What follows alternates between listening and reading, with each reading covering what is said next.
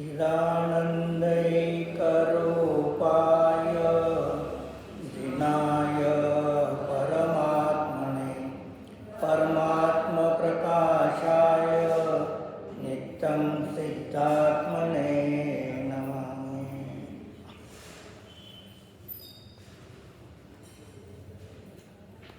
मंगल दोन्ही म्हणायचेत का? हिंदी मराठी? ठीक आहे. पान नंबर 24, गाथा नंबर 11. पूर्णपणविद पंचगुरु भावे चित्ती धरेवी भट्टपहाय रडनिसु तो अप्पातिलू पैवी मैं पंचगुरु को कर प्रमाण पुनः पुनः नित भाव से मन बसा कहता त्रिविध आत्म भट्ट तुम सुनना उसे. आचार्य पूज्यपाद व्यक्ती आचार्य योगेंद्र देवीची परमात्मा प्रकाश ग्रंथ.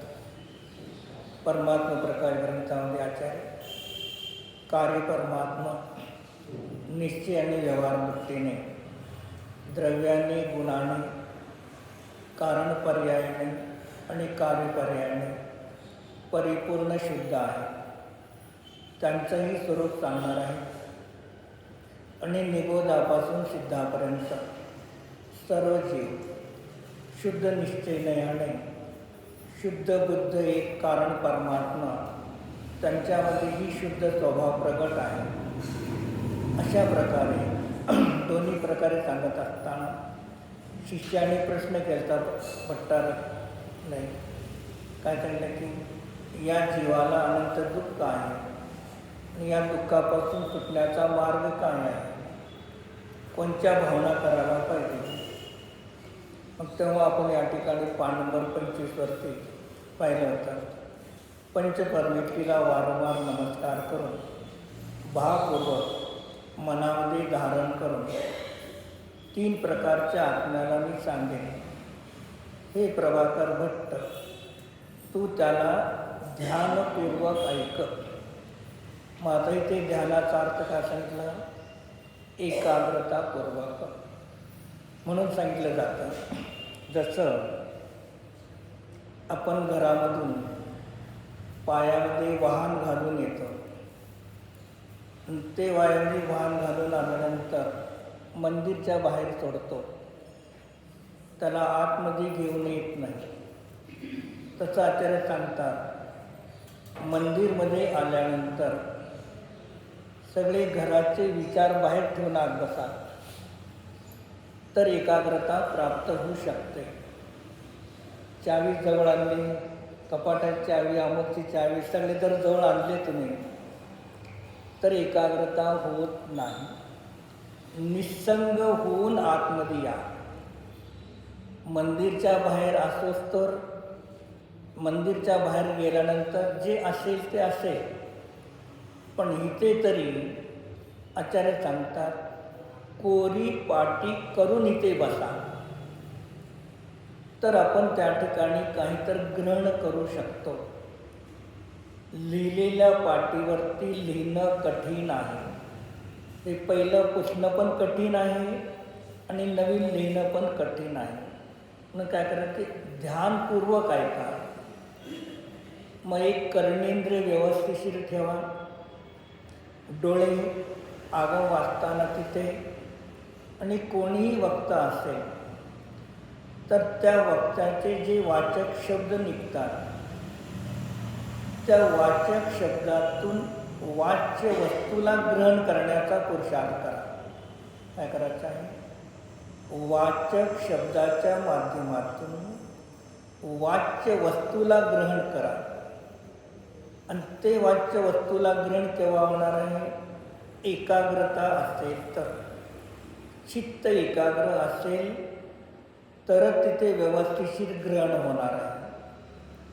शब्द अनेक भावामध्ये अनेक वेळेला आपण शब्द ऐकलेले आहेत, पण शब्दाचा भावार्थ ग्रहण केला नाही. परीक्षा सूत्रामध्ये परोक्ष ज्ञानाचे 5 भेद सांगितले. स्मृतिज्ञान, प्रत्यभिज्ञान, तर्कज्ञान, अनुमान आणि आगम. मग त्यामध्ये आगम ज्ञान ही 5वी पर्याय आहे. मग आगम आणि आगम ज्ञान या दोन्हीमध्ये फरक काय आहे? आगम आणि आगम ज्ञान या दोन्हीमध्ये फरक काय आहे? याला म्हणायचं आगम. याचं नाव द्रव्यश्रुत, द्रव्यश्रुत म्हणा किंवा आगम म्हणा. आणि आगम ज्ञान पर्याय. मग काय सांगितलं परीक्षा सूत्रामध्ये? सूत्र आप्तवाक्य निबंधनम अर्थ ज्ञान आगमा. प्रामाणिक पुरुषाच्या घरे वचनाला ग्रहण करून भावार्थ रूपाने, काय सांगितलं? शब्दार्थ नाही, भावार्थ रूपाने जे ग्रहण केलं जातं त्या ज्ञान पर्यायाचं नाव आहे आगम ज्ञान पर्याय. मग आगम ज्ञान पर्याय हे जीवाच्या ज्ञानगुणाच्या मती ज्ञानाच्या पर्यायाचा भेद आहे. आणि परत तो मती ज्ञानाचे 2 भेद 7 नंबर चार्ट समोर ठेवा. मती ज्ञानाचे काय केले? 2 भेद सांगितले तुम्हाला. A1 मध्ये तिथे काय झालं? A1 मती ज्ञान, श्रुतज्ञान. कतिपय पर्यायात्मक द्रव्य या मती श्रुत ज्ञानामध्ये द्रव्य जाणलं जातं. त्या द्रव्याचे काही गुण जाणले जातात आणि काही पर्यायाला जाणलं जातं. त्याचं नाव आहे कतिपय पर्यायात्मक द्रव्य. स्वार्थ, स्वतःसाठी. स्वार्थाचा अर्थ स्वतःसाठी आहे, ज्ञानात्मक आहे, हे अस्थिरूपाने. परार्थ नाही आणि वचनात्मक नाही, जे दुसऱ्यासाठी नाही आणि वचन व्यापार नाही, म्हणून त्याला म्हटलं स्वार्थ. परत परोक्ष लिहिलं. परोक्षेचा अर्थ अस्पष्ट. परोक्षेचा अर्थ अस्पष्ट. इथं पण परोक्षाचा माझ्यासमोर वस्तू नाही, बाहेर आहे, त्याला पण परोक्ष म्हणतो. तसं नाही. अस्पष्ट ज्ञानाला परोक्ष म्हणतात. मग याचे काय केले? एक सांव्यारिक प्रत्यक्ष, त्याचंच नाव आहे इंद्रिय मनाची अपेक्षा आहे. जे ज्ञान 5 इंद्रिय मनाच्या माध्यमातून वर्तमानातील विषयाला एक देश स्पष्ट जाणतं, त्या ज्ञानाला सांव्यारिक प्रत्यक्ष म्हणतात. एक किंवा लोकव्यवहारामध्ये ज्याला प्रत्यक्ष म्हटलं जातं त्याचं नाव सांव्यारिक प्रत्यक्ष. तर दुसरा अथवा परोक्ष, स्मृती, प्रत्यभिज्ञान, तर्क, अनुमान आणि आगम. त्याचं नाव त्याला प्रतितंत्रकी अपेक्षा आहे. या स्मृती ज्ञानाला पूर्व ज्ञानाच्या पर्यायाची अपेक्षा आहे. मग स्मृती ज्ञान पर्यायाला पूर्व प्रत्यक्षाची अपेक्षा आहे. ज्या वस्तूला आपण पाहिलं नाही त्याची आठवण होईल का? नाही. याचा अर्थ काय झाला? वर्तमानमध्ये स्मरण होण्यासाठी त्या वस्तूला पूर्वी प्रत्यक्ष पाहिलं पाहिजे. पण स्मृती ज्ञानासाठी पूर्व प्रत्यक्ष ज्ञानाची अपेक्षा आहे, पण त्याला परोक्ष म्हटलं. त्याला तर प्रतितंत्रची अपेक्षा. प्रत्येक ज्ञानाला पुढच्या ज्ञानाला पूर्व ज्ञानाच्या पर्यायाची अपेक्षा आहे. जिथे 5 ज्ञानापैकी किती ज्ञान लिहिले? इथे परोक्ष ज्ञानाचे 5 भेद आहेत. इथे किती लिहिले? 4 लिहिले. स्मृती, प्रतिज्ञान, तर्क, अनुमान आणि आगम लिहिलं नाही. आता कुठे आगम? पाचवा भेद नाहीच आहे. ते कुठं आहे? हे लिहिलेलं आहे, हे आगमच आहे. म्हणून काय झाले? पाचही भेद आले. हा स्मृती घ्या. काय म्हणतो? या पहिले साम्यरिक प्रत्यक्ष जे आहे त्या साम्यरिक प्रत्यक्षामध्ये अवग्रह या आवाय धारणा हे क्रमाने होतात. मग त्याच्यानंतर अवग्रह या आवाय धारणा ज्ञान झाल्यानंतर तीन ज्ञानाचा संस्कार नष्ट होतो. तेव्हा धारणा ज्ञान होतं, तेव्हा अवग्रह या आवायचा संस्कार नष्ट होतो. आवायमध्ये निर्णय झाला. मग आवायमध्ये निर्णय झाल्यानंतर धारणाची व्याख्या काय केली आचार्यांनी? पक्के होणे. हां. आणि दुसरा अर्थ कालांतरामध्ये विस्मरण न होण्यायोग्य. काय सांगितलं? कालांतराने विस्मरण होण्या न योग्य असा संस्कार ज्या ज्ञानामध्ये होतो त्याला धारणा ज्ञान म्हणतात. एक धरणम इति धारणा, जे धारण करून ठेवतं त्याला धारणा म्हणतात. धरणम इति धारणा. त्याला उपमा कसे दिली जाते? पृथ्वी आहे. मग पृथ्वी अनेक प्रकाराला काय करते? वस्तूला धारण करून ठेवते. तसं धारणामध्ये अनेक विषयाला धारण करण्याची त्यामध्ये धारणा आहे. म्हणून तिथे काय केलं? म्हणून जैन धर्मामध्ये धारणा ज्ञानाला महत्त्व आहे. ते धारणा ज्ञान मती ज्ञानामध्ये पण आहे आणि धारणा ज्ञान श्रुत ज्ञानामध्ये पण आहे. काय? धारणा ज्ञान मती ज्ञानामध्ये पण आहे, श्रुत ज्ञानामध्ये पण आहे. आता इथे वरती जर आपण पहिल्या स्मृती प्रतिज्ञान तर अनुमान आगम हे साम्यरिक प्रत्यक्ष, तर खाली या नयमध्ये ल आहे ना, ल अशुद्ध निश्चयण्याचा शेवटून दुसरा कॉलम ल. स्मृती प्रत्यभिज्ञान तर्क अनुमान इनको परामर्श करने वाला वचन. एक म्हणजे एक ठिकाणी स्मृती प्रत्यभिज्ञान तर एकमध्ये येतं, नय ज्ञानामध्ये परत इथं येतं आणि शेवटी भेदवृत्तीमध्ये जो असद्भूत आहे, असद्भूतमध्ये स आहे, तिथे पण स्मृती प्रतिज्ञान तर्क अनुमान इनको परामर्श करण्याला वाचन.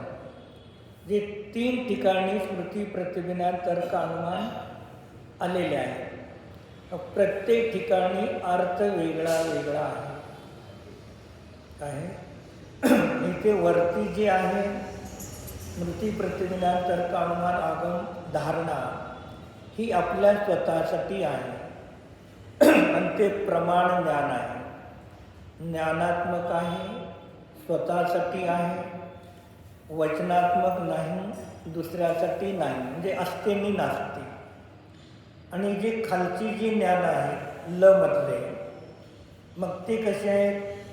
स्वतःसाठी आणि दुसऱ्यासाठी दोन्हीसाठी आहे. जसं आपाच्या खाली लिहिलं बघा, आपाच्या खाली काय लिहिलं? बश्रुत ज्ञान. त्याच्यापुढे काय लिहिलं? स्वार्थ, परार्थ आणि परोक्ष. स्वार्थ म्हणजे स्वतःसाठी ज्ञानात्मक आणि परार्थ म्हणजे दुसऱ्यासाठी वचनात्मक.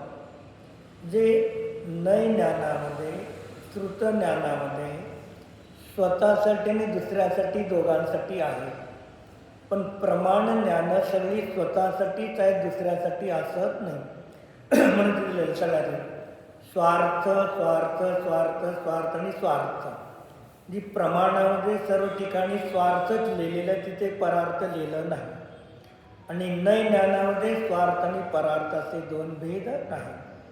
मग या वरच्या स्मृती प्रतिज्ञान तर्क अनुमान आगम या ज्ञानाला वचनाची अपेक्षा येते. वचनाची अपेक्षा येते तेव्हा ते नय ज्ञान म्हटले जातात किंवा त्याला श्रुत ज्ञान म्हटलं जातं. मग इथे ल मध्ये काय केलं आहे? स्मृती प्रतिज्ञान तर्क अनुमान या पर्यायातून संपूर्ण द्रव्य दाखवलेलं आहे ल मध्ये, आणि स मध्ये फक्त पर्याय मात्र दाखवलेली आहे. भेदवृत्तीच्या स मध्ये फक्त पर्याय मात्राचं कथन आहे. ल मध्ये पर्यायाकडून संपूर्ण द्रव्याचं कथन आहे, आणि वरती आ एक मध्ये स्वतःसाठी आहे, दुसऱ्यासाठी नाही. म्हणजे ह्या चारही 3 ठिकाणी जरी आले तर मग प्रत्येक ठिकाणी काय आहे? भिन्न भिन्न अभिप्राय. मग तसं धारणा ज्ञान मती ज्ञानाच्या पर्यायाचा भेद आहे. मग त्याच धारणा ज्ञानाला वचनाची अपेक्षा येते तेव्हा ते धारणा ज्ञान कुठं होतं? श्रुत ज्ञानामध्ये गर्भित होतं. वचन झाले की श्रुत, आणि वचनाची अपेक्षा नाही तोपर्यंत ते धारणा ज्ञान मती ज्ञानाचा भेद. मग धारणा ज्ञान आणि स्मृती ज्ञान दोघांचा विषय एकच आहे. धारणा ज्ञानाचा जो विषय आहे तो स्मरणाचा विषय आहे. प्रति तुम्ही कुठे यात्रेला गेला, एक वस्तू पाहिजे, आवाय निर्णय झाला, धारणेमध्ये त्याला ग्रहण केलं, आणि घरी आल्यानंतर आपल्याला आठवण झाली. मग धारणा ज्ञान आणि स्मृती ज्ञानाचा विषय वेगळा नाही, एकच आहे. मग दोन्ही ज्ञानामध्ये फरक काय आहे? विषय एक आहे, पण दोन्ही ज्ञानामध्ये फरक काय सांगणार? मग इथे झालं धारणा ज्ञानामध्ये हाचा भाव आहे. प्रत्यक्ष ना धारणा प्रत्यक्ष ज्ञानाचा भेद आहे आणि हाचा भाव आहे. स्मृतीमध्ये तो ती तेचा भाव आहे. म्हणजे विषय एक असताना सुद्धा अवग्रह ह्या अवाय धारणा हे प्रत्यक्ष ज्ञानाचे भेद केले, आणि स्मृती प्रतिज्ञान तर्क अनुमान परोक्ष ज्ञानाचा भेद केला. विषय एक असला तरी ज्ञान पर्यायामध्ये दोन्हीमध्ये फरक आहे. मग अशा प्रकारे इथे काय केलं की तुम्ही धारणा व्यवस्थिशीर निश्चित करून बसा तर आपल्या पदरामध्ये काहीतरी पडू शकतं. काही घरचे विचार घेऊन आला आणि घरी गेल्यानंतर काहीतरी करायचं आहे, या दोन्ही विचाराला बसला तर काहीही आपल्याला पदरात पडणार नाही. इथे फक्त मी जिनवाणी ऐकण्यासाठी आलो, आणि तेही काय आहे? माझ्या स्वतःच्या द्रव्यगुण पर्यायाबद्दल जे अज्ञान आहे, माझ्या द्रव्यगुण पर्यायाबद्दल जे अज्ञान आहे ते अज्ञानाचं नाश करून सम्यक ज्ञान प्राप्ती करण्यासाठी मी इथं आलेलो आहे. माझ्या अपेक्षेने व्यवहारण्याने पंचपरमेष्टीच्या द्रव्यगुण पर्यायाचं ज्ञान करण्यासाठी मी आलेला आहे. याला सोडून तिसऱ्या कारणासाठी मी इथे आलेलो नाही. अरिंत पंचपरमेष्टीचे द्रव्यगुण पर्याय आणि आपले द्रव्यगुण पर्याय एवढ्यासाठीच मी इथे आलेलो आहे. याला सोडून अन्य दुसऱ्या कारणासाठी आलेलो नाही. असे भाव घेऊन इथे बसा तर आपण इथून काहीतरी घेऊन जाऊ. मग शेवटी मन आहे का सांगितलं? काय सांगतात? धोब्याचा कुत्रा इकडला ना तिकडला, घरी बिघडला तर पंचेंद्रियाचे तर भोग भोगले असते, ते पण नाही. आणि ते आतींद्रिय आत्मस्वरूपाचं पण ज्ञान नाही. दोन्ही घरचा पाहुणा असं जाऊ नका, काहीतरी घेऊन जावा इथून. भले दुसऱ्याला सांगायला आलं नाही, घाबरू नका, चालेल, पण आपल्या स्वतःला आपल्याला सांगायला आलं तर आपलं कार्य झालेलं आहे. म्हणून इथे एकाग्र राहू दे. पुढे सांगितलं काय? टीका टीका बार बार पंच परमेष्ठी को नमस्कार कर और निर्मल भाव से मन में धारण करके मैं 3 प्रकार आत्मा कहता हूँ. सो हे प्रभाकर भट्ट तुम निश्चय से सुनो. आता इथे निश्चय शब्दाचा अर्थ काय आहे? निश्चय शब्दाचा अर्थ अशुद्ध निश्चय नाही आहे का शुद्ध निश्चय नाही आहे? इथे निश्चय नाहीचा अर्थ त्या ठिकाणी निश्चयने एकाग्राने ऐका. तुम्ही आता निश्चित चंचल होऊ नका, अस्थिर राहू नका, स्थिर रूपाने तुम्ही या ठिकाणी ऐका. मी जे सांगतो ते तू ऐक.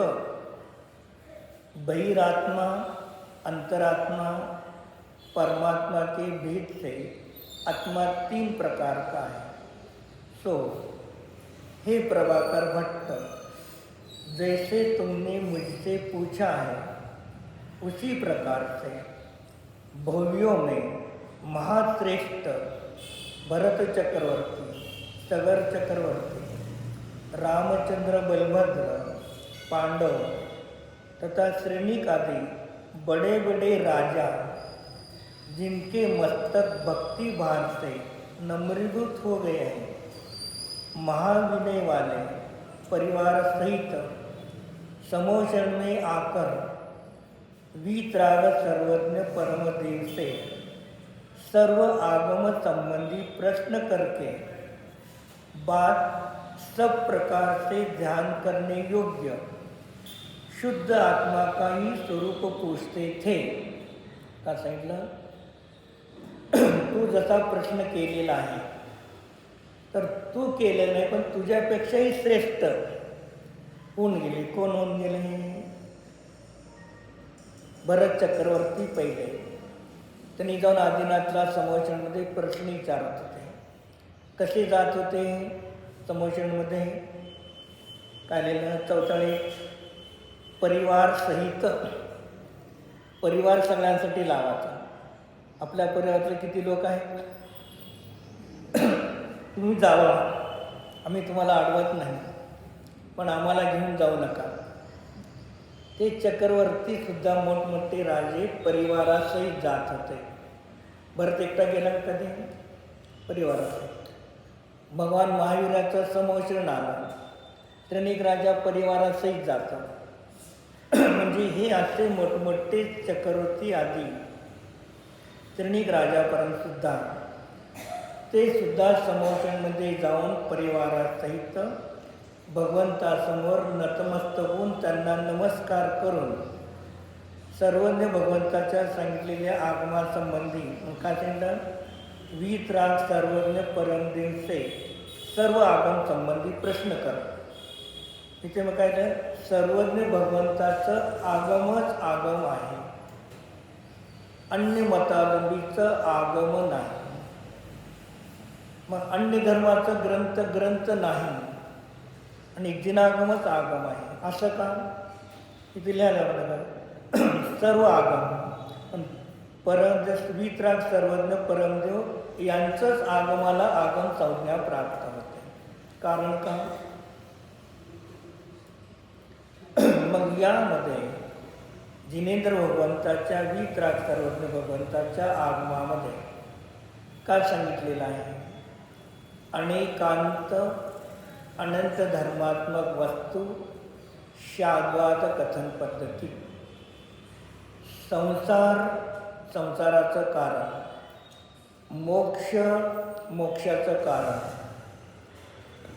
हे जिनेंद्र भगवंताच्या सर्वज्ञाच्या आगमामध्ये कथन आहे. आणि अन्य मतावलंबीमध्ये एकांत अनेकांत, तिथे एकांत आहे. संसार मार्ग आहे. कथन पद्धती एकांत आहे, अनेकांत नाही. जे तिथे अनेकांत अनंत धर्मात्मक वस्तू मानलेली नाही. मग अनेकांत आणि अनंत धर्मात्मक वस्तूमध्ये फरक काय आहे? वस्तू अनेकांत पण आहे आणि वस्तू अनंत धर्मात्मक पण आहे. दोन्हीमध्ये फरक काय प्रवीण? अनेक धर्माचं म्हणजे अनंत अनंत हां. आणि अनेकांत म्हणजे परस्पर विरोधी. परस्पर विरोधी दोन धर्म एका वस्तूमध्ये एका वेळेला युक्ती आणि आगमाच्या द्वारे अविरोध रूपाने प्रगट असणे याला म्हणतात अनेकांतात्मक वस्तू. परस्पर विरोधी दोन धर्म एका वेळेला एका वस्तूमध्ये युक्ती आणि आगमाच्या द्वारे अविरोध रूपाने प्रगट असणे त्याला अनेकांतात्मक वस्तू म्हणतात. अनेक अंत मग अनेक अंत अंत शब्दाचे अनेक अर्थ होतात. या ग्रंथाचा पहिला अध्यायाचा अंत झाला म्हणजे पूर्ण झाला. अंताचे पहिला अध्याय पूर्ण झाला, अंत शब्दाचा एक अर्थ झाला. हा संपूर्ण ग्रंथ पूर्ण झाला तो पण अंत आहे. एक व्यक्ती मनुष्यभावातून देवगतीत गेला, अंत आहे. मग अंत शब्दाचे अनेक ठिकाणी अनेक अनेक अर्थ होतात. पण अनेक अंत शब्दामध्ये अंत शब्दाचा अर्थ अभाव करायचा नाही. अनेक अंत म्हणजे धर्म, गुण आणि पर्याय. मग अनंत धर्मात्मक वस्तू सांगताना द्रव्य आहे, द्रव्यामध्ये अनंत गुण आहेत आणि एकेका गुणाच्या त्रिकालवरती अनंत पर्याय आहेत. अशा अनंत गुणाच्या अनंत अनंत पर्यायाने सहित वस्तू आहे, त्याला अनंत धर्मात्मक वस्तू म्हणायची. मग गुणाला पण धर्म म्हणतात आणि पर्यायाला पण धर्म म्हणतात. मग अशा प्रकारे अनंत धर्मात्मक वस्तू आहे आणि ह्याची कथन पद्धती शादवाद आहे. शाद म्हणजे कथनचित, वाद म्हणजे भांडण आहे. लोकव्यवहारामध्ये वाद शब्दाचा अर्थ भांडण. ते वाद शब्दाचा अर्थ काय आहे? अभिप्राय. वस्तू द्रव्य दृष्टीने नित्यच आहे. काय? द्रव्य दृष्टीने वस्तू नित्य आहे आणि तीच वस्तू पर्याय दृष्टीने अनित्य आहे असं नाही. द्रव्य दृष्टीने द्रव्य नित्य आहे आणि पर्याय दृष्टीने वस्तू अनित्य आहे असं नाही. पण सांगितलं काय जातं? द्रव्य दृष्टीने वस्तू नित्य आहे आणि पर्याय दृष्टीने अनित्य कोण आहे? वस्तू. पण पर्याय सांगतात, चुकत आहे. काय करायचं? द्रव्य गुण पर्यायात्मक संपूर्ण वस्तू द्रव्य दृष्टीने नित्य आहे. द्रव्य गुण पर्यायात्मक संपूर्ण वस्तू पर्याय दृष्टीने अनित्य आहे. पर्याय अनित्य फक्त नाही, संपूर्ण वस्तूच द्रव्य दृष्टीने नित्य आणि पर्याय दृष्टीने अनित्य आहे. हे वस्तूची पहिल्यांदा सिद्धी करा.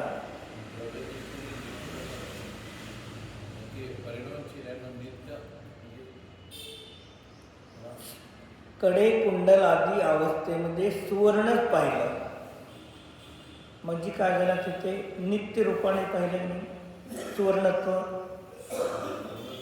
आणि कडे कुंडल आधी पाहिलं तर अनित्य झालं. मग कडे कुंडलाला अनित्य पाहिलं का सुवर्णाला अनित्य पाहिलं? दोघांना पण. सुवर्ण आणि कडे कुंडल या दोघालाही पर्याय दृष्टीने पाहिलं तर अनंत पाहिलं, अनित्य बघितलं. आणि सुवर्णाकडून पाहिलं तर अनित्याला सुद्धा नित्य रूपाने पाहिलेलं आहे. मग वस्तू अशी आहे द्रव्यार्थिक आणि पर्यार्थिक ज्ञान. पण काही ठिकाणी कथन केलं काय जातं? निश्चित द्रव्यार्थिक ज्ञाने वस्तू नित्य आहे आणि पर्यार्थिक ज्ञाने पर्याय अनित्य आहे.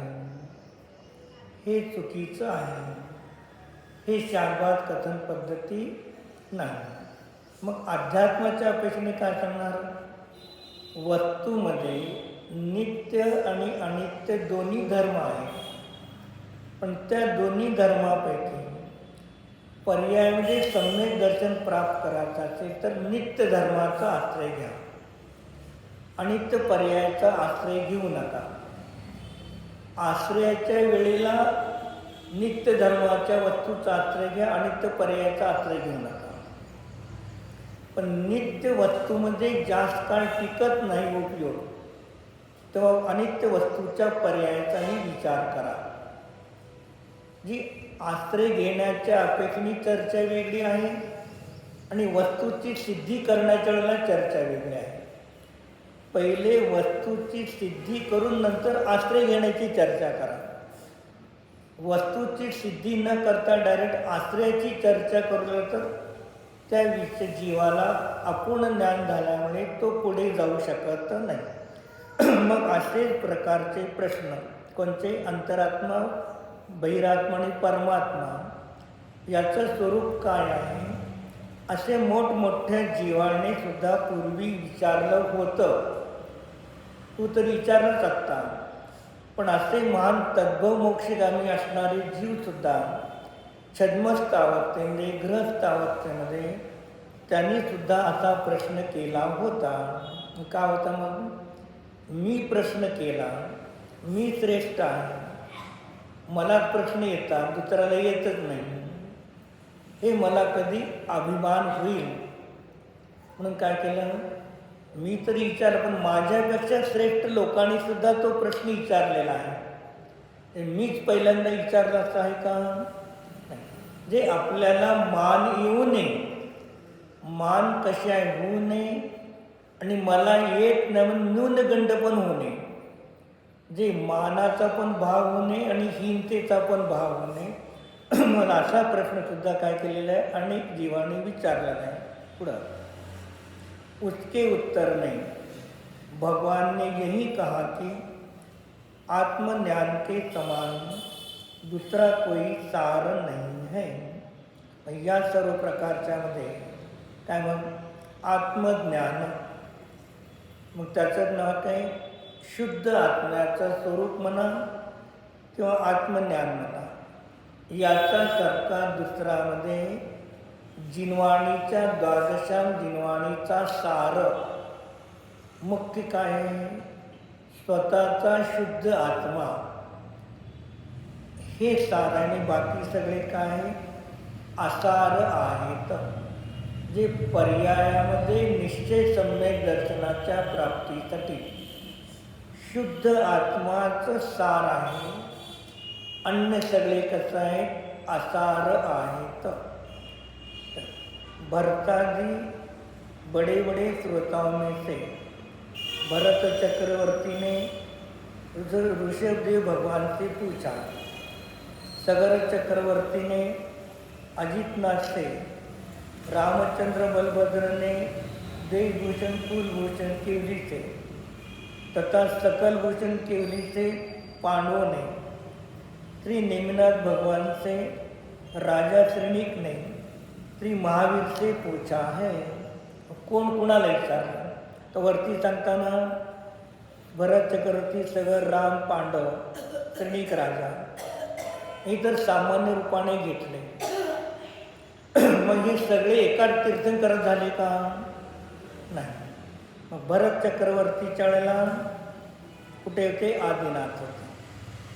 सगर चक्रवर्तीच्या वेळेला अजितनाथ तीर्थंकर होते. रामाच्या वेळेला कुलभूषण देशभूषण होते, पण सकल भूषण केवली. पांडवाच्या वेळेला नेमिनाथाच्या वेळेला पांडव नेमिनाथाला, हे राजा श्रीनिकाने महावीराला प्रश्न केलेले आहेत. एवढे असताना सुद्धा प्रत्येक तीर्थंकराचे किंवा अरंत अवस्थेमध्ये ज्या वेळेला जे तिथे होते त्यांना हे प्रश्न विचारले होते.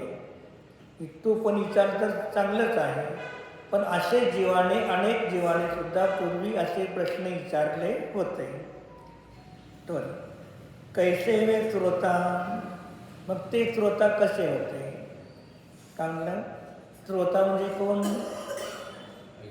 वक्ता म्हणजे बोलणार. लोकव्यवहारामध्ये काय असतं, ग्रहण करणारा त्याला श्रोता म्हटलं जातं आणि जो कथन करणारा कोणी असेल त्याला वक्ता म्हटलं जातं. ही काय केली, सामान्य रूपाने वक्त्याने हा भाव केला. काय केला, वक्त्यांनी हा भाव, मी सांगणारा वक्ता आणि ते ऐकणारे श्रोते आहेत. मग आचार्य काय सांगतात, वक्ता जो आहे तो वक्ता पहिले श्रोता भाव आहे. वक्ता कथन करत असताना श्रोते वा नंतर वक्ता व्हा. ऐकणारे तर श्रोता आहेतच, त्याच्यात काही फरक नाही. ते जेव्हा कोणी इथे बसतील तेव्हा ते वक्ता होतील, आपण श्रोता असतो. माझ्या जो व्यक्ती कुठेही असो, जिनवाणीच्या गादीवरती अनेकांत आनंद धर्मात्म वस्तू शाश्वत पद्धतीने कथन करत असेल, तो पहिल्यांदा श्रोता व्हा. वक्त्याच्या वेळेला श्रोता व्हा, तर तुमचं वक्तृत्व कामाला आहे. दुसऱ्याला सांगण्यासाठी श्रोताहून वक्ताहून बसलो चालणार नाही.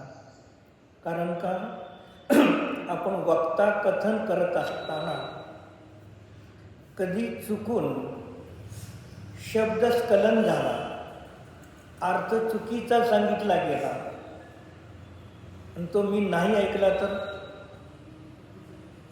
पुढे जाऊन त्याला सुधारणार का?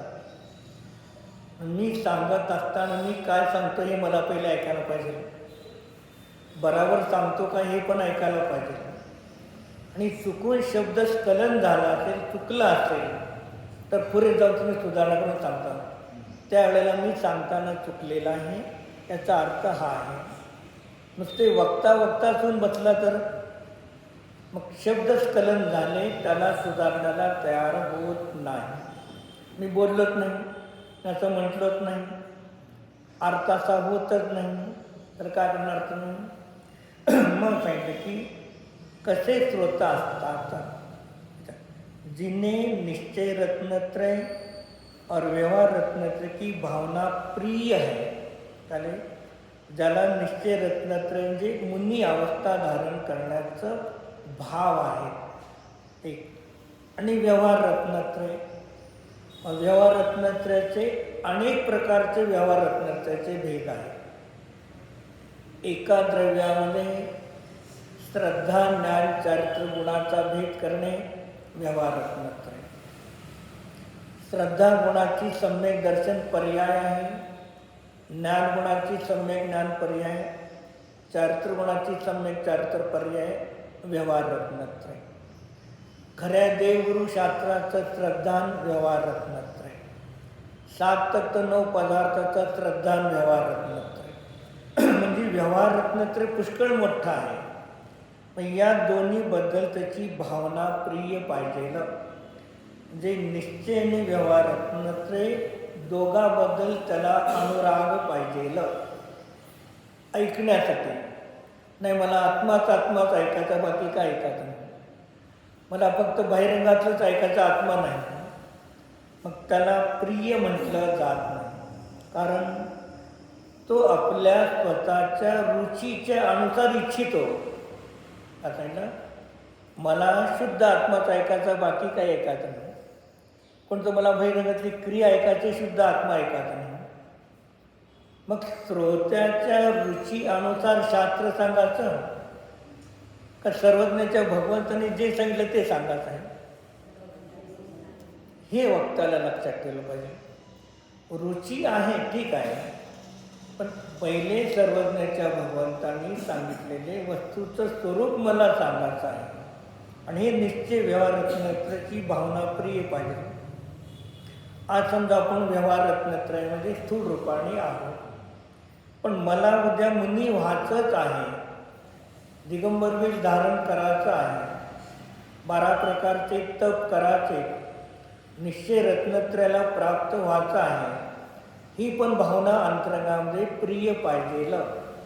नंतर ज्या कक्षेमध्ये बसलो त्याच कक्षेमध्ये बसून पुढे जाण्याचा जर विचार नसेल तर चालणार नाही. मी दोन्ही तिथे सांगितले. परमात्मा की भावना से उत्पन्न वीतराग परम आनंद अमृत रस के प्यासे है. ते कशात या निश्चय व्यवहार रत्नत्रयातून निश्चय रत्नत्रय. पहिलं सूत्र काय तत्वासूत्रामध्ये पहिल्या अध्यायाचं प्रदीप सम्यक दर्शन, सम्यक ज्ञान, सम्यक चारित्र आणि मोक्ष मार्ग. मग आता मग सम्यक दर्शन, सम्यक ज्ञान, सम्यक चारित्र आणि मोक्ष मार्ग, यामध्ये मोक्ष मार्ग एक वचन आहे का बहुवचन आहे? आणि सम्यक दर्शन, ज्ञान, चारित्र आणि बहुवचन. सम्यक दर्शन, ज्ञान, चारित्र आणि तीन आहेत ना. एक असेल तर एक वचन, दोन असेल तर द्विवचन, तीन असेल तर बहुवचन. मग सम्यक दर्शन, ज्ञान, चारित्र आणि बहुवचन आहे आणि मोक्ष मार्ग एक वचन आहे. का बरं? मग सम्यक दर्शन, सम्यक ज्ञान, सम्यक चारित्र या तिन्हीचा आधार एक आत्मा आहे म्हणून तिथे एक वचन दिलं. जी एकाचा आश्रय घ्या हे तीन आपोआप प्रगट होतात. विषय सांगितला एक वचन, मग एक वचनाला विषय करता त्याला बहुवचन स्वयं प्राप्त होतात. पावसाळा असतो आपल्याकडे, पावसाळ्यात दुकानदाराला गिऱ्हाईक येत नाही. मग कापड दुकानदार काय करतात? एक शर्टासंगत एक शर्ट फ्री, जे काही त्यांचं असेल ते देऊन टाकतात. फ्री देतात का कोण? त्याचे पैसे लावलेलेच असतात. तर आपल्या सांगतं एक शर्ट संगत एक फ्री तुम्हाला. तसेही ते आचार्य सांगतात एक शुद्ध आत्म्याला विषय करून ध्यान करा. ज्ञानामध्ये सम्यकपणा आला, श्रद्धा आणि चारित्रामध्ये सम्यकपणा फ्री मिळाला, तुम्हाला काही विचार करावा लागत नाही. किंवा श्रद्धा करा, ज्ञान आणि चारित्रामध्ये सम्यकपणा तोही मिळतो. म्हणजे इथे तर साक्षात मिळतं फ्री, तिथे तुम्हाला कोणती वस्तू बाजारात फ्री दिली जात नाही. दोन वस्तूचे पैसे घेतलेले असतात. तर पूर्वी जो माल विकलेला असतो त्याच्यामध्ये त्याचा नफा येऊन गेलेला असतो. म्हणजे मग अशा प्रकारे स्वतःच्या आत्म्याच्या भावनेने प्राप्त जे सुख आहे त्याचे प्यासे म्हणजे ते प्राप्त करण्याची भावना बघा. और वीतराग निर्विकल्प समाधि से उत्पन्न हुआ जो सुखरूपी अमृत उससे मग काय स्वतःच्या स्वशुद्ध आत्म्याला लक्ष करून काय होतं? चारित्रामध्ये वीतराग परिणती होते, ज्ञानामध्ये निर्विकल्पता येते आणि त्या ध्यानाचा ज्ञानाचा विषय स्वतःचा आत्म्यामध्ये समाधीपासून उत्पन्न होणारे जे सुख आहे ते कसं आहे? अमृत. मग त्याला काय म्हणलं? अमृत सुख. म्हणजे नाही, मूर्त म्हणजे जे कधीही नष्ट होत नाही ते अमृत आहे. मग आपला कारण परमात्मा ज्ञानादी अनंत गुणांनी युक्त तो कसा आहे? अमृत आहे. आदी मध्य अंताने रहित आहे. सुरुवात आहे का प्रदीप आत्म्याला? प्रदीप आत्म्याला सुरुवात आहे का? अंत होईल का? नाही. जी ज्याला आदी नाही, मध्य नाही, अंत नाही, त्याचं नाव अमृत. परमाणूला किती प्रदेश आहे? मग परमाणूचा प्रदेश आदी मध्य अंत कोणता आहे? परमाणूचा प्रदेश एक परमाणूच आदी आहे, एक परमाणूच मध्य आहे आणि एक परमाणूच अंत आहे. एकामध्ये परत काय भेद बुजले प्रदेशामध्ये नाही. म्हणून तसं आदी मध्य अंताने रहित एक परमाणू आहे. तसा माझा आत्मा सुद्धा आदी मध्य अंताने रहित आहे. म्हणून मी कसा आहे? अमृत आहे. मग अशा स्वतःच्या आत्म्याला लक्ष करून जे सुख प्राप्त होतं, मग उससे विपरीत जो नरकादी चारों गतियों के दुःख उनसे भयभीत है, ज्याच्या खऱ्या सुखाला प्राप्त करण्याची ज्याची इच्छा आहे आणि चार गतीच्या दुःखापासून भयभीत आहे। जिस प्रकार इन भव्यों ने भगवान से पूछा और भगवान ने 3 प्रकार की आत्मा का स्वरूप कहा, वैसा ही मैं जिनवाणी के अनुसार तुम्हारे लिए कहता हूँ। एका सांगितलं आचार्यांनी पहिल्यांदा मी करता नाही, मी करता नाही, मी सांगणार नाही। का सांगितलं त्यांनी? भव्य भगवंताला विचारतं, भगवंताच्या दिव्यध्वनीमधून जे निघालेलं आहे 3 प्रकारच्या आत्म्याचं स्वरूप आणि तेच दिनवाणीमध्ये लिहिलं गेलेलं आहे, त्याच अनुसार मी सांगणार। म्हणजे याला काय म्हणलं? सर्वज्ञ भगवान, जिनवाणी आणि मी सांगतो, जे मी माझ्या स्वतःचं काही सांगत नाही। सर्वज्ञ भगवंताचं जे आहे त्यांच्या दिव्यमध्ये निघालं मी तेच सांगतो। ते मी कोण आहे? पोस्टमन। कोणात आपण पोस्टमन, पोस्टात आलेलं पत्र द्यायचं। मग आपण कोणाची वाणी सांगतो? भगवंताची। आणि पुस्तक कुणाच्या नावावर छापतो? पुस्तक कुणाचे? एक व्यक्ती भेटले 40-50 वर्षापूर्वी, त्यांनी सांगितलं अमुक अमुक व्यक्ती जर नसते झाले तर आज समयसार तुम्हाला ऐकायला मिळाला नसता। काय म्हणले? अमुक अमुक व्यक्तीने जर समयसार नाही सांगितलं असता तर आज तुम्हाला समयसार ऐकायला मिळाला नसता। एक व्यक्ती म्हणतो। एक व्यक्ती म्हणतो माझे एवढे ग्रंथ छापले, एवढे आत्तापर माझे ग्रंथ विकले। कुणाचे?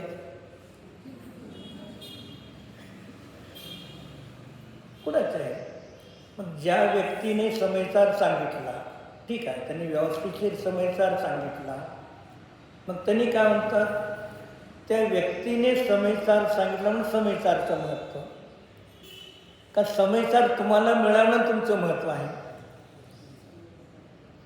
हे व्यक्तिप्रधान, मी श्रेष्ठ आहे, ते मी तर काहीच नाही, मी दासानं दास आहे, पोस्टमन आहे, हे भावना ठेवा। त्यांनी काय म्हणलं?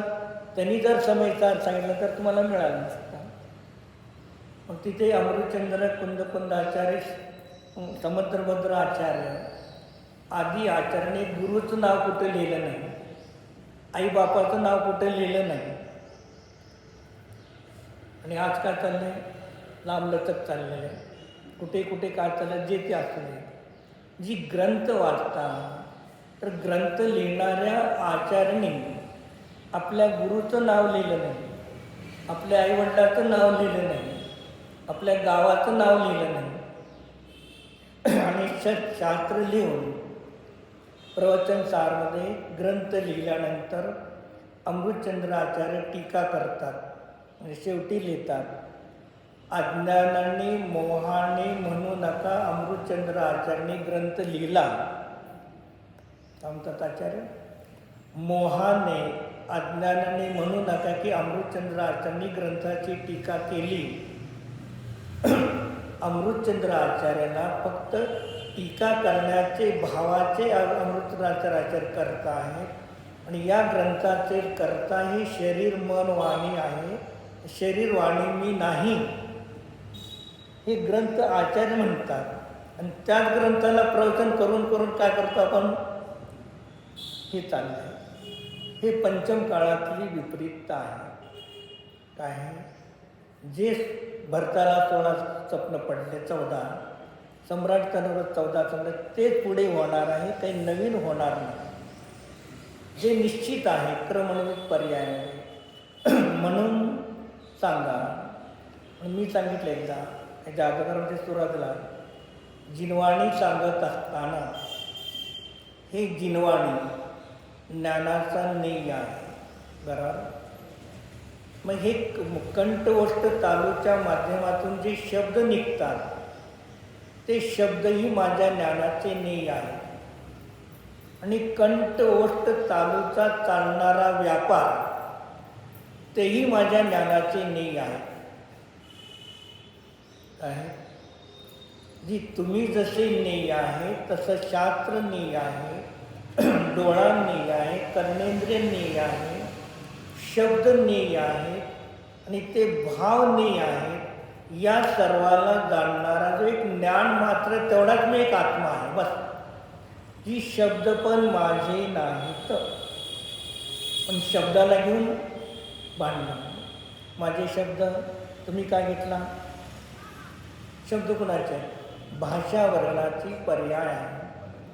मग आपल्या आत्म्यामध्ये शब्द आहे अस्पर्श, अरस, अगंध, अवर्ण, अशब्द, अनिर्दिष्ट संस्थान.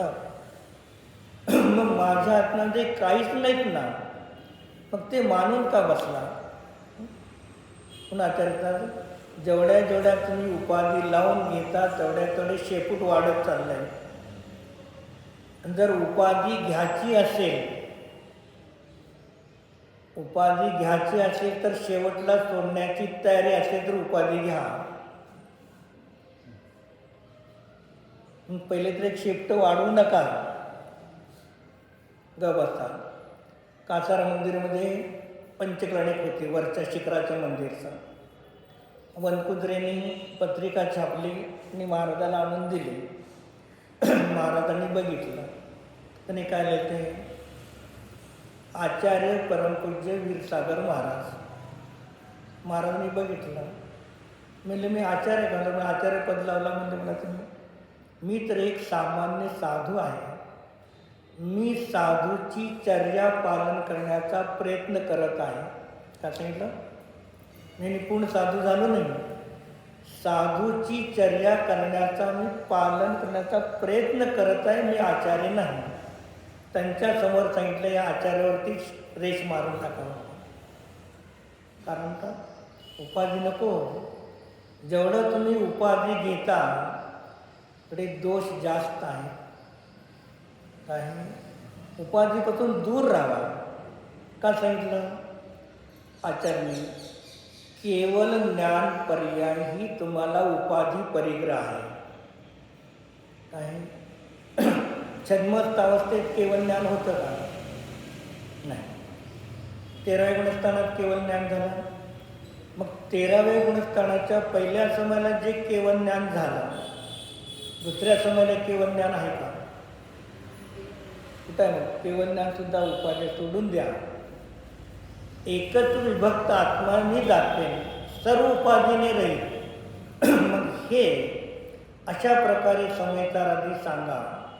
पण काय होतं?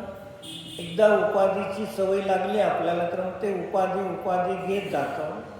आणि एकदा मग उपाधीमध्ये केव्हा आपण कुठे फसून राहिलो, मग तिथून निघणं फार कठीण आहे. म्हणून तिथे सांगितलं की या 4 गतीचे जे दुःख आहे त्याच्यापासून तुला वाचण्यासाठी भयभीत जे आहे, जीच प्रकारे भविनी तशाच प्रकारे 3 प्रकारच्या आत्म्याचं स्वरूप मी जिनवाणीच्या अनुसार सांगेन. जे मी माझ्या स्वतःच्या घरचं काहीही सांगणार नाही. आणि कुंद काय म्हणतात? मी सांगत असताना काही चूक झाली असेल तर चुकीचं छलम न घेतव्यम. कारण मी एकतर कुंद आचार्य चुकत नाही. काय? चुकत नाही.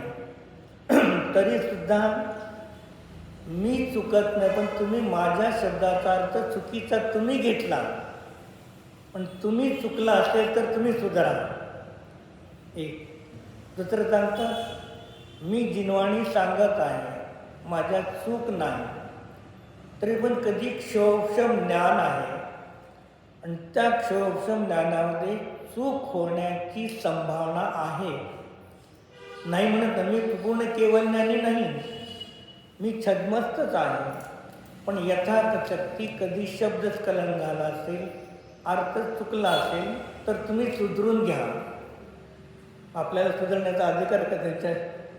गाथेला सूत्राला सुधारण्यात आपला जी एवढे महान ज्ञानी होऊन सुद्धा आपल्याला अनेक लघु समजतात.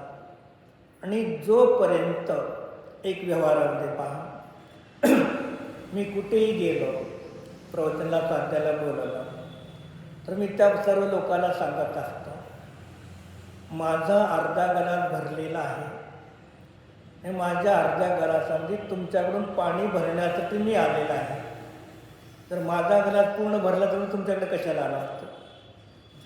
जोपर्यंत तुम्ही स्वतःला अपूर्ण पाहत नाही तोपर्यंत तुम्ही दुसऱ्याकडून घेण्याचे भाव संपतील. आणि मी परिपूर्ण आहे म्हणून बसला, तुम्ही आयुष्यात कधी दुसऱ्याकडून घेणार नाही. आणि केवळ ज्ञान वस्तूर आपण सगळे अपूर्णच आहोत हे निश्चित ठेवा. आणि जे अपूर्ण ज्ञान आहे त्याच्यात खोटेपणा नाही हे पण निर्णय करा. म्हणजे क्षोभक्षम अपूर्ण आहे, स्वतःला अपूर्ण समजाल तर पूर्ण होताल. आणि अपूर्णमध्ये पूर्णता मानून बसलं तर कधी आयुष्यात तुम्ही पूर्णता जाणार नाही. म्हणून मी हमेशा माझा अर्धा गलास रिकामी आहे आणि तो अर्धा गलास मी तुमच्याकडून घेण्यासाठी आलो, सांगण्यासाठी नाही. ही भावना ठेवा तर आपण पुढे पुढे जाऊ शकतो. आणि अपूर्णमध्ये पूर्ण मानून बसला तर मग कधी आयुष्यात आपण पुढे जाऊ शकत नाही. हो.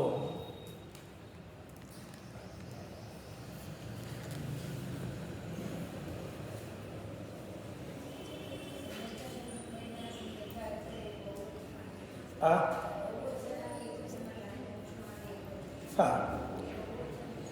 सम्यक दर्शन, सम्यक ज्ञान, चारित्र 3 आहेत नाही, म्हणून ते बहुवचन झाले. आणि मोक्ष मार्ग हे एक वचन, जी एक आत्म्याच्या आश्रयाने रत्नत्रयाची प्राप्ती होते, तिथे आचरणात ते सांगायचं आहे. हो.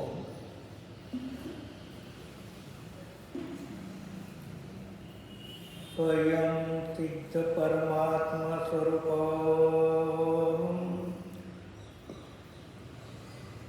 निश्चय रत्नत्रय स्वरूप निश्चय अनंत चतुष्टय संपन्न शुद्ध स्वरूप निश्चय चतुर आराधना शुद्ध स्वरूप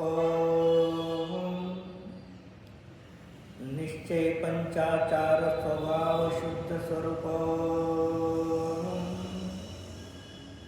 अनादि अनंत शुद्ध स्वरूप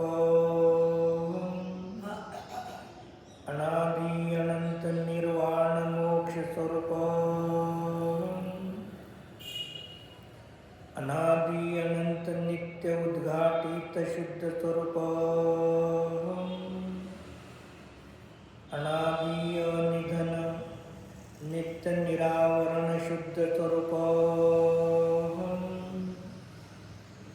ज्ञाता द्रष्टा मात्र शुद्ध स्वरूप ज्ञाता मात्र शुद्ध स्वरूप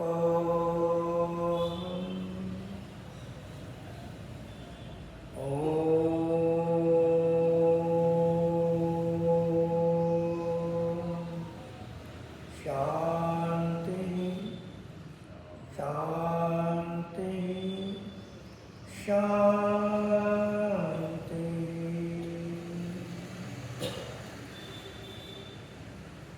विसर्ज.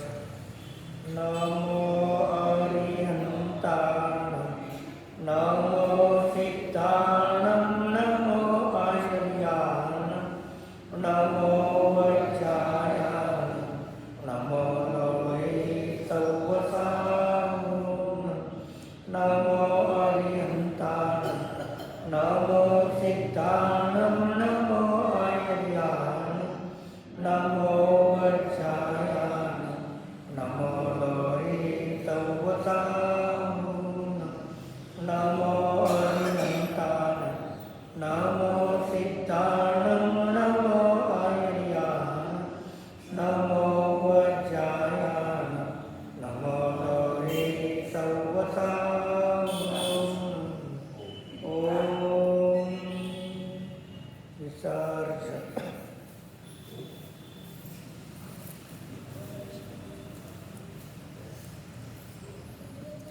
जावाणी के ज्ञान ते तुझे लोकालो तो वाणी मस्तक नमो सदा दे दो देव भजो अरहंत नित गुरुदेव निर्गुण दया धर्म पालो सदा यही मुक्ति का पंथ